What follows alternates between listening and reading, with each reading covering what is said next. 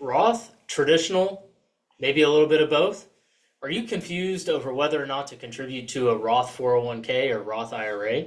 In this video, we're going to discuss the top 3 considerations when choosing whether or not to contribute to a Roth. Before we get started, I want to remind everybody to subscribe to our YouTube channel for more money tips and tricks. So there are several factors that go into this decision.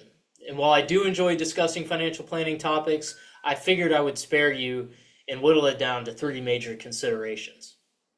The first is your current versus your future tax bracket.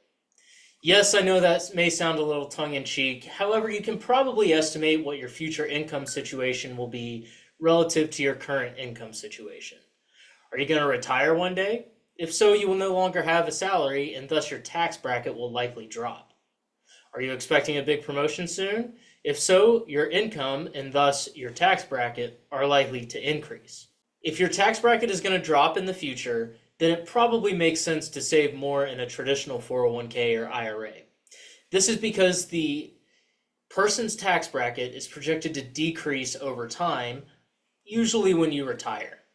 This means in the future, you can withdraw funds from either your traditional IRA or 401k at a much lower tax rate. Or you could even convert these funds to a Roth in the future at a lower tax rate. Of course, the opposite could also be true. If your tax bracket is projected to go up in the future, then likely a Roth is your best choice today. What does your short-term income situation look like? Are you having a great year income-wise this year, but uncertain about the future? Perhaps the opposite is true. Maybe you're not having a good year this year, but you expect to have a great year next year. This could help you come up with a short-term plan on where to best allocate these savings.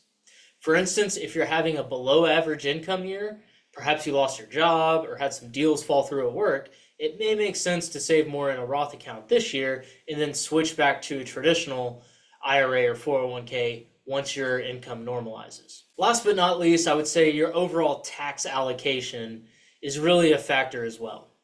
So retirement is everyone's ultimate goal, but have you thought about what your retirement will look like? Perhaps you desire to retire in a different country or a different state with a more favorable income tax rate. For instance, let's say you're living in a state with a high personal income tax rate, such as California or New York, and you're wanting to relocate to a state with lower or no personal income taxes like Florida or Texas.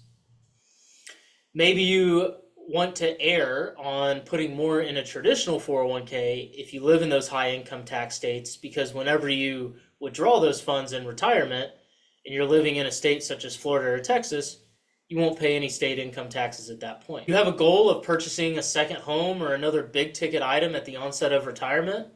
If so, you should consider your tax allocation. That is the breakdown between your traditional IRA or 401k assets, your Roth IRA or 401k assets, and any other brokerage assets that you may have. So is a Roth or traditional better?